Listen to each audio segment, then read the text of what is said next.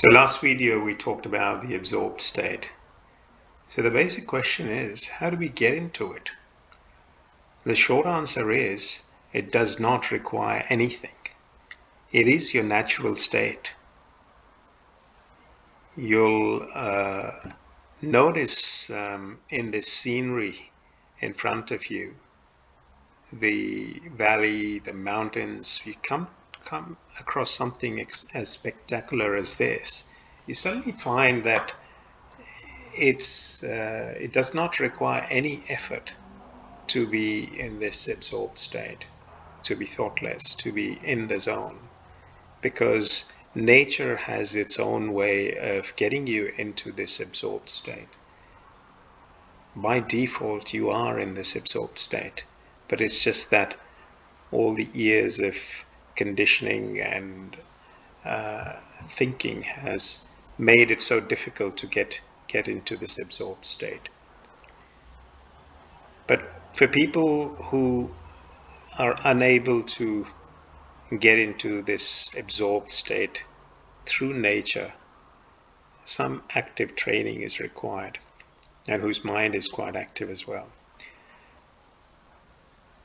So an example will probably suffice in this case. So once I had gone on this retreat, and there I met this girl who complained about this chronic pain in her lower back. And she asked me, what can I do? So as we walked, we saw some sheep, and they were grazing, and we started talking about the sheep. There was this black sheep in between. They were near the water. We said, what a beautiful life these sheep have. You know, they're eating, they're drinking water, and they sleep. They go about doing their business, and that's it. That's the end of their life. That's all they have. They don't worry about anything. And as we started looking at the different sheep, what they were doing, and we must have been talking about the sheep for about good 4 to 5 minutes. And then all of a sudden I asked her, how's your pain? She said it's still there. But then she said, wait a minute, I've felt no pain for the last 5 minutes until you asked me. Your question triggered that pain back again. So I said, well, the pain was always there. It's just that your attention was more focused on the sheep, and you forgot all about the pain. And this is natural. Wherever the attention goes, the awareness goes as well, and that's where your energy gets focused as well. There is a word of caution here, though, that you should not use this story to ignore your pain or ignore pain in your body, because pain is body's natural mechanism to alert you that there is something wrong. So if you have pain in your body, you must consult a physician or consult a doctor. Pain's like a smoke alarm that alerts you there is a problem in your body, and you need to attend to it. It may turn out to be potentially nothing, maybe a burnt toast in a toaster creating that smoke, or it could be a raging fire, but you need to kind of go away and do something about it. But the purpose of this story is to illustrate two keys that people can use to unlock the secret of activity. And the first one is attention. So we're not going to talk about attention, because attention is something that everyone's so well versed in. Paying attention. Since childhood we're told, pay attention, don't pay attention to that, or etc.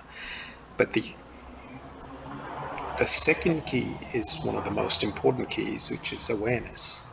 Because how much attention you pay to a subject is really dependent on the distraction you have when you're paying attention to that object. So if we go back to this example of this valley, if I'm looking at the different fields there on the left hand side, and we're looking at the trees, and there are some houses there as well, I'm totally focused on the fields. I have, for the time being, ignored the mountain itself. There is a point of view that I'm looking at this picture from. So the point of view that I'm looking at this picture from is the point of view of my body, this body-mind structure.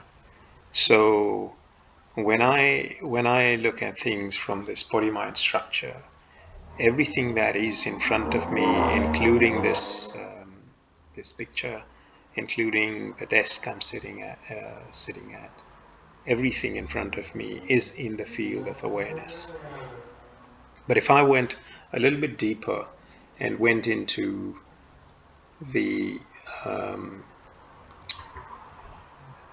looking at things from the point of view of my ego, then I start all of a sudden seeing my desires, my thoughts, my body, my senses.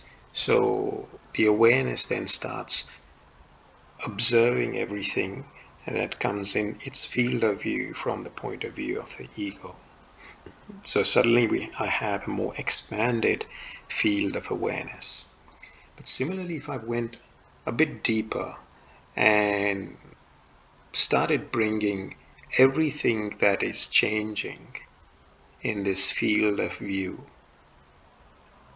to me, to my awareness, then I suddenly start observing things from the point of view of the experiencer. So experiencer is something that is unchanging. It's always there in the background.